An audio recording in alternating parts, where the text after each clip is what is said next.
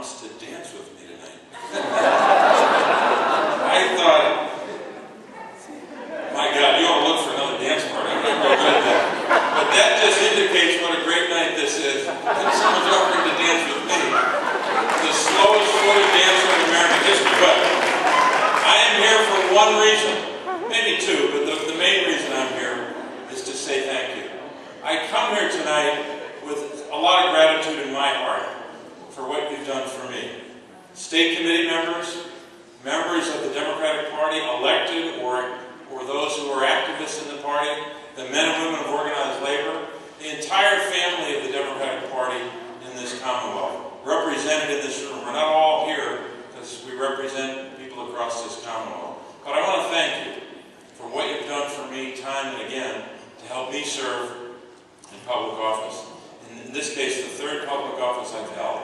I'm deeply honored by the trust that you've put in me and the work that you've put forth on my behalf. I also want to thank you for that 5-0 record that Jim Byrne talked about. That is an extraordinary record. Now, go ahead.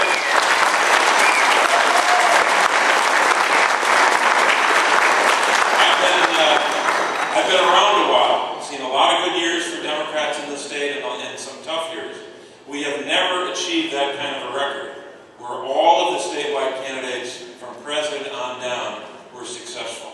So you helped make that happen, and the people that work with you helped make that happen, and I'm grateful for that, represented by people across this room. But we still have work to do. There's no question we have work to do. We have some good news on the national front in the sense that the economy is moving in the right direction. After all the criticisms of the national Republicans, and they continue, about the president, about the Democrats in the Senate, and I guess by extension all of you, despite all of that criticism, here's what we've seen. Job growth that is moving in the right direction. Last month, over 175,000 private sector jobs created. Good number, good strong number, not good enough yet, but we're moving in the right direction. We saw numbers last week on housing, on consumer confidence, all moving in the right direction. So I think we're moving in a direction where people can feel better about the economy. But we've got a long way to go. And what we can't do along the way is forget about what makes not just our party strong, but what makes our country strong. That's investing in education, from young children all the way through higher education.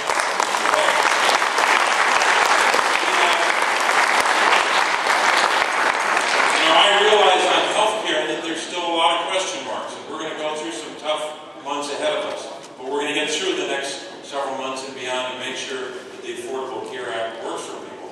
But here's some numbers to use. 17 and 71. 17 million, the number of children who are protected, who have pre-existing conditions. That happened because of Democrats. Then just reverse the numbers. Reverse it from 17 to 71. 71 million Americans have received preventative care for free. Half of them being older citizens. That happened because of Democrats. I hear a lot of people in the other party in Washington talking about how what they want to do for people over the age of 65. Well, I just mentioned one part of the health care bill. How about the donut hole, where someone pays and gets some coverage for prescription drugs and they fall into that donut hole and they have to come up with hundreds and hundreds of dollars. We know that in the health care bill, we provided help for those people in that gulf. Over 6 million older citizens across America have received $6 billion in help for prescription drugs. That's because of the work that everyone did. So we've got a long way to go on job growth. We've got a long way to go on health care, on investing in research and strengthening the American economy, and passing, by the way, with some help from the other side, thank goodness, an immigration bill once and for all. Finally, we're at the point we can talk about passing a major piece of legislation on immigration to bring this country together and strengthen our economy.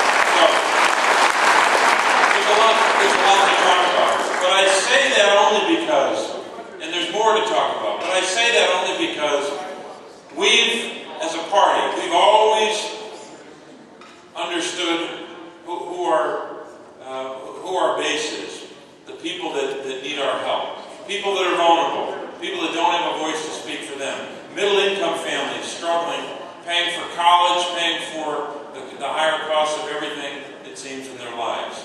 Making sure that we don't allow an interest rate on Stafford loans to double on July the 1st. That's another agenda item. But I say that because we have done so much work as Democrats to move this country in the right direction. We still have a ways to go, but we can't right now turn back. And part of that is making sure that we win in 2013, when Jack McVeigh's running, and a whole host of candidates out there that are running in 2013. And then in 2014, electing a Democratic governor, and then making sure we send every possible Democrat from Mike Sterlo all the way across the General Assembly back to Harrisburg and to win some new seats so that we can have a Democratic governor working with the Democratic majority. We're all going to work together. We're going to do it as one family, Democrats, organized labor, and those who care about people that don't have a voice. Thank you for making this possible.